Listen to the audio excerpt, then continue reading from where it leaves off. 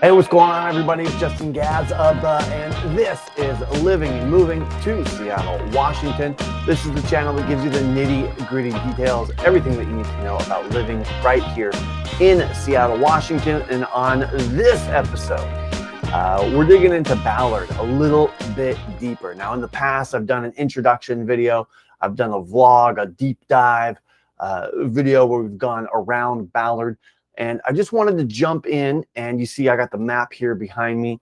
I just wanted to jump in and show you around the neighborhood a little bit more, because I know that when you see those vlog videos, it's kind of hard to get your bearings and understand where the neighborhood really lies and what things really look like. So I put together this map. You can see it here in the background. I outlined some points of interest, and this is where we went on that big vlog tour, kind of all around Ballard. It's a big area. In fact, it used to be its own city, and you'll see sometimes these free Ballard stickers on cars because Seattle had annexed the city years ago, and over 100 years ago. But still, there is some people that wish that Ballard wasn't a part of Seattle. So regardless, I'm a local real estate broker here in the area. If you're thinking about making a move, reach out, shoot us a text, give us a call. If you don't reach out, we can't help. We're helping people make this move all the time. We want to do a really good job for you and help you live that lifestyle that you're looking for here in the Pacific Northwest. So go ahead and reach out to us if you're thinking about making that move. If you could, do a like, hit that subscribe button, drop us a comment, let us know what you thought of the video. Let's get right into it, because I want to dig real deep here, because Ballard really is, you're going to have to follow my mouse. It is this portion of this Golden Gardens. It comes across 85th, and then it comes down 8th Avenue and bumps out a little bit over here on 65th to get the Goodwill is actually considered part of Ballard, and then it comes down into West Woodland and across Adams. And what you'll notice straight away is that there's 5 neighborhoods in Ballard, right? So Ballard in and of itself is set up as its own city. It has its own little downtown corridor here. It even has its own, bell tower that was the old bell from the city building right down here at Marvin's Garden, this garden park right down here. But what you'll notice is that there's five neighborhoods here in Ballard, right? So there's Whittier Heights, there's Loyal Heights over here, Sunset Hill, right? There's the Adams neighborhood, which is that downtown Ballard core that everybody kind of considers, downtown Ballard. And then there's West Woodland. It's west of the Woodland Park Zoo, so it's West Woodland. So those are the 5 neighborhoods that make up Ballard, okay? So generally, most people don't necessarily talk about the neighborhoods in that way. People talk about Sunset Hill when they're talking about the Sunset Hill Park. That's, in Sunset Hill, that might get its own designation, or some of the little shops that are right there in Sunset Hill. Loyal Heights, when people talk about Loyal Heights, the playfield or elementary, but some people in Loyal Heights will say they live in Loyal Heights. Most people don't say Whittier Heights, but some people will. So it's a little bit of given that.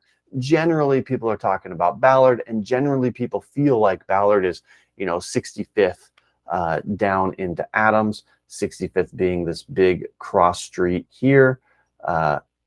But obviously Ballard's much bigger than that. Ballard goes all the way up to Northwest 85th Street there, which is right up here. So that's the actual outline of Ballard, right? So we could bring up a map and show you that, but I kind of want to get into what we did on that vlog tour, because I want to make it really easy and really convenient for you to see kind of this whole area of Ballard. This is really Greenwood, or Gordito's is, but on the other side of 8th.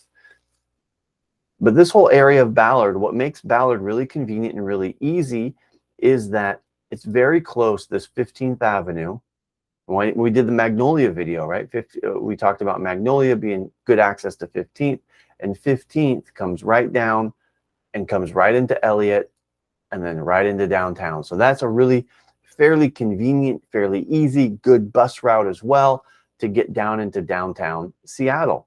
The other major route is when you leave Ballard, maybe you come down Leary. You'll see that in the video. I mentioned Leary a few times because Leary is this kind of diagonal east to west, and then it turns into Shilshole, or excuse me, it goes up, then it's diagonal, then it's east to west, and it's diagonal again. So it is kind of an obnoxious road that crosses a lot of places. But if you're coming down 8th and take Leary, you can come over through Fremont, across the Fremont Bridge, right here, across the Fremont Bridge, into that Westlake area, and come down through Westlake Avenue into South Lake Union. So that's fairly convenient. Or you can come over all the way over to Aurora Avenue North, that Highway 99 that runs north to south, and get into downtown Seattle that way. Also, that's one of the easiest ways if you're living in Seattle to get to SeaTac Airport, right? You take 99 all the way down into SeaTac Airport, which is down here. But take a look at Seattle here. This is what I try to explain to folks time and again, is that, you know, Seattle is a very narrow city with water on both sides and water in the middle. So you can see those major corridors, 15th, Leary to the Fremont Bridge or Highway 99, much easier north to south. Your cross streets, North 65th, a lot of stoplights. 80th is going to be an easy corridor to get east to west, and 85th is a big corridor to go east to west. And then obviously if you're down in the Adams neighborhood, more of that downtown Ballard neighborhood, you're going to be able to use Market Street to come out and down over to 99 or even I-5. When I lived down here in this area, I would take Market all the way out to I-5, and I had an office in Bellevue, and I would make that commute, and it wasn't terrible. I think it would take me about 35-40 minutes to make that commute. So now that we kind of have our bearings, we know our north to south and east to west, you'll see that all of the cross streets east to west start out with northwest on this side, northwest 80th, northwest 85th. What gets confusing is that our north to south streets are the number 1st Avenue, then northwest. So you'll literally have crisscross streets of numbers, right? So 85th and 15th, you could say 15th and 85th. If you live in the area, everybody's going to know what you mean by that. You're basically at the Safeway up here. So let's take a quick look at that north to south. When I started that full vlog tour, I came down to Bergen Place. Now, Bergen Place is a park here that you can see it has the trees, and it has the flags of the Scandinavian countries, and it also has a few different placards here of the different Scandinavian sister cities, right? And so that's Bergen Place. That's kind of what I would think of as kind of the Central Park area, not Central Park like New York, but that central area of downtown Ballard. It's where Market Street runs just north of it, east to west, lots of shops on Market Street. And then you have Ballard Ave that runs kind of east to west here, but at a diagonal, right? So Ballard Ave, this is where you're gonna see the farmers market is gonna be down here. You're gonna have a lot of shops and restaurants. You're gonna have a lot of folks in that area that that are showing this, restaurants, bars, breweries, little cute shops, and some great old standbys down there. Let's see if we can find. Let's see if we can bring it up. The smoke shop. Now, this isn't a smoke shop, as in cigarettes or vape. This is a diner and lounge. Smoke shop is one of Ballard's old establishments. It's a great spot, and so a lot of folks still look for those old bars in around town that aren't as hip or coming up as much. So let me get back to where we were here. Okay, so now that we're back, so we came down to Bergen Place and just walked around this area. And like I said, that's where you're going to find a lot of shops and restaurants, is right down here. And it's really the cute central portion of Ballard. Ballard has that farmer's market that is open year-round. Pike Place Market is also open year-round. And Ballard's is open year-round. In the summertime, it feels like you're coming down to a festival or a fair. There's a ton of vendors. And in the wintertime, there's still quite a bit of vendors. But that's right there in the Adams neighborhood. That's right there in beautiful downtown Ballard. Easy access by Bergen Place, Marvin Gardens there, and then all the restaurants that are right there as well. Now, coming from Adams, if you head east to West Woodland, this is really going to be where you're going to see a lot, is what we would kind of consider that brewery district of Ballard. Now, there's some other breweries scattered throughout Ballard, but there's a higher concentration of them right here. And so you'll see that Bale Breaker and Yonder just opened up a tap house there. Fair Isle Brewing is there. Wheelie Pot Brewing is fairly new as of the recording of this video, right? Obeck has been there a couple of years. Stoop has been there a couple of years. Reuben has been there a few years. Urban Family is going on a couple of years now in that area. But that is all right over here by the Gilman Playground. Some people would call this kind of area, as you get a little further outside of technically Ballard and into what some people call Freelard, right? We have kind of the Gilman Park area. But that Gilman playfield there where the ball fields are, just south of Market Street, is just underneath that, just south of that, is where all those breweries are. And they attract a fair bit of attention because you can walk from brewery to brewery. There's oftentimes a lot of food trucks there. Each brewery typically has a food truck schedule that comes in and out. So if you're in the area meeting friends, it's very easy to do a pub crawl, grab a few beers and a bite to eat, and go to 2, 3, 5, 7 different breweries. Really convenient and really easy to do. And it is not a bad walk.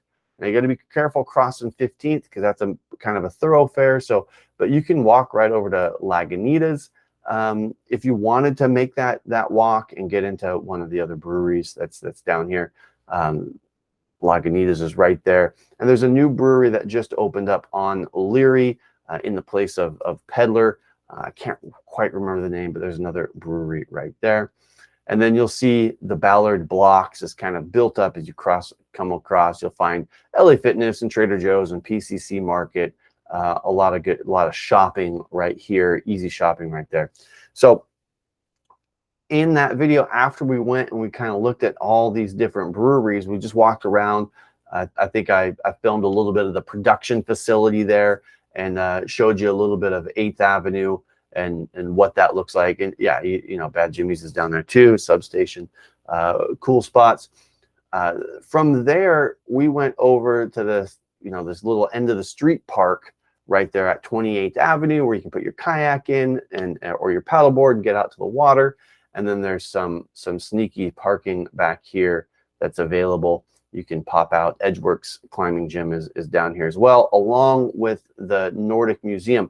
A lot of folks, you'll see that this area of Market Street is very, very busy. And then once you get to 24th, things slow down a little bit as you head over into Sunset Hill, right? So we'll go make our way over to Sunset Hill. There's still plenty. Portage Bay is right there. That's an awesome place to get a bite to eat. Definitely want to make a reservation to get in there. Edgeworks Climbing Gym is over there. And then you get down to the Ballard Locks. Now, if you remember, if you watched that Magnolia video, we came down here to the Ballard Locks to the Magnolia side as we were coming out of Lawtonwood and Discovery Park there. But the Ballard Locks is a nice big park, great place for a picnic. They usually have music throughout the summer. I can't remember what night of the week it is, but they'll have people playing down there. A lot of people head down there to watch the boats come in and out of those locks. It's a lot like the Panama Canal, where they lower and raise the water to match Salmon Bay and Lake Union's tidal flow with the Puget Sound, so that boats can get in and out. It's really pretty interesting. If you're into that sort of thing, the Ballard locks control the height of Salmon Bay, Lake Union, and Lake Washington, as it controls the water so that those lakes stay at a constant level. One of the reasons that is because we have 2 floating bridges that cross Lake Washington. That's going to be I-90 and 520, and those bridges float on top of the water. They're built to do that. And so in order for them to be at a consistent height so that they don't move with the tide, they've got to control that with the Ballard locks to let water in and out of the locks. It's kind of a neat thing. So one of the places that we stopped really quick was kind of over by the Elks Lodge. Last I heard, this was one of the fastest or the only growing elks as of late. It's pretty interesting. They have a beautiful, beautiful spot right there with water access. A lot of folks go over there to put their paddle boards in the water, and they also have paddleboard races and stuff that I've seen. But right over there, we just caught a quick view of Surf Ballard, local surf shop that's been open for a long time. A lot of people don't know. Obviously, paddleboarding and kayaking is big in the area because we have such access to such great water. But about 2.5 hours away, you can get to Westport, Washington, where there is actually a surfable break out there. A lot of the time, you got to watch your tides and kind of understand what you're looking for. But there's a few good spots out there for people that do actually surf in this fairly cold water. Get your 4.3, 5.4 wetsuits, whatever you need, depending on your season, and head out there and go surfing. But there's a local surf shop there. There's actually another surf shop on Aurora. I can't remember the name off the top of my head. But we just came over here because we wanted to get down onto Seaview Avenue and out towards Shilshole Marina. And Shilshole Marina is a huge municipal marina, where you can get a slip for your boat. There's sailing lessons. There's a few different vendors out there where you can get sailing lessons or rent a boat or be part of a boat club where you can actually rent that a boat like that. So hopefully this all tracks with the way, it took us a long time to put together that vlog. I mean, Ballard is not small. It's a big landmass, a big area. And like I say, it used to be a city in its own right.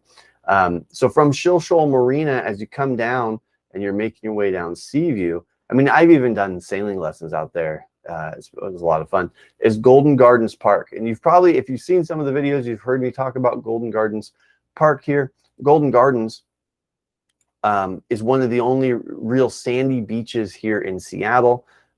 It's a huge, massive park right at the end there. It takes a fair bit. If you're not from the area, it definitely is a destination. But there is some hiking trails, some walking trails, that sandy beach. There is a cafe that you can get snacks at. They do rent the facility for events. The municipality, you can rent that facility for events. There's also some volleyball nets that you can rent, and some of the I always want to say like it's rec sports or whatever, like college, but there are some. Underdog is one of the companies that does like co-ed sports throughout the area for weekends and after work stuff. But Golden Gardens is a tremendous asset to the area. People go down there to do the polar plunge the first of the year. They have an area for bonfires, the bonfire pits and stuff. So it's super, super cool. There is also a dog park that's kind of up the hill up here, so you can take your dog. And then there's a lot of good stairs if you want to get some good fitness for get ready for hiking season or whatever. There's a fair bit of stairs that you can do a few laps up here and get in some good stairs. Also at the top of the hill, you have to follow this road, but you can come up to where Sunny Hill Pizza is, and this area up here, which is in the kind of the northwest corner of Loyal Heights up here. And there's a couple of little restaurants or whatever right there in this section here. From Golden Gardens, we went out and we took a look. Hopefully you saw that video, gave you some good perspective on the area. But hopefully this video is putting things into perspective. We like to just go down to Golden Gardens just to do the trails and stuff, and done a lot of the stairs over there. Sometimes go down to the beach to hang out, but not that often. It is really nice. It's just not our thing. But then we did come over to Loyal Heights in this area, and this is really where you're going to see this upper area, Loyal Heights. You're going to start to see a lot of those neighborhoods of single family homes, and we're starting to see some infill of townhomes there. But that's really kind of the heart of the neighborhood houses, where we see a lot of craftsman homes and Tudor homes built in the 20s and 30s, some things built in the 50s, and a fair bit of new construction. I always try to explain to folks that Seattle, you got to think of Seattle as rings on a concentric tree, concentric rings of a tree, where the oldest part of Seattle are the oldest homes, the Victorians, in your Queen Anne area, and then some of that First Hill, some of those areas, and Mount Baker, and then from there you start to see outfill by the decade, right? So Ballard, there are some really old homes in Ballard when it was a logging community, and some of that stuff in the 1800s, but you really see Ballard take shape in the 20s and 30s, and that's why you'll see a lot of craftsman Tudor homes, 20s and 30s, like that. Same with Whittier Heights, just a little bit over here eastward, Whittier Heights. So these two areas, Loyal Heights and Whittier Heights, that's really your main neighborhoods of Ballard. They really do break down kind of the bigger chunks north of 65th over to, I want to say, 3rd for Whittier Heights, might be 8th, and then Loyal Heights is that, I want to say it's 20 or 32nd, that runs north to south over to about, what is it, 14th, something like that. So that is really Ballard in a nutshell, right? After that, you go any further north, you get into North Beach, Blue Ridge, and then Crown Hill. Greenwood is a big neighborhood in and of itself over here, and then make your way up into Shoreline, right? So a lot of people think that the town and country market is still in Seattle up here. That's way far north of 145th, but that's definitely Shoreline. Seattle stops there at 145th. But that's the Ballard neighborhood in a nutshell. It's really, really convenient and easy to go north and south. East to west gets a little bit trickier. And then if you've got to make your way, for a while there, Kara was working over at Laurelhurst Elementary, and that was a bit of a trip to get across 99 and around Green Lake and down over to the University of Washington. We don't see too much student housing in Ballard for the University of Washington, although we do see some. It's a lot easier and more convenient to be a little bit closer, Wallingford and the U District there. So just wanted to give you an idea of what the Ballard neighborhood looks like, how it sits into Seattle, and what that really looks like street by street, so that you could watch this next to that full vlog tour and kind of get an idea of where we were, what the streets look like, and how easy it is to get around there. So if you're thinking about making the move to the area and you want to know more about the neighborhood, just reach out, let me know. I'd be glad to jump on a call with you and have a conversation and see if it's a good fit, how we can help. But if you don't reach out, we can't help you. So don't forget to like and subscribe. Appreciate you guys taking the time to watch the video. We'll see you in the next one. Talk to you.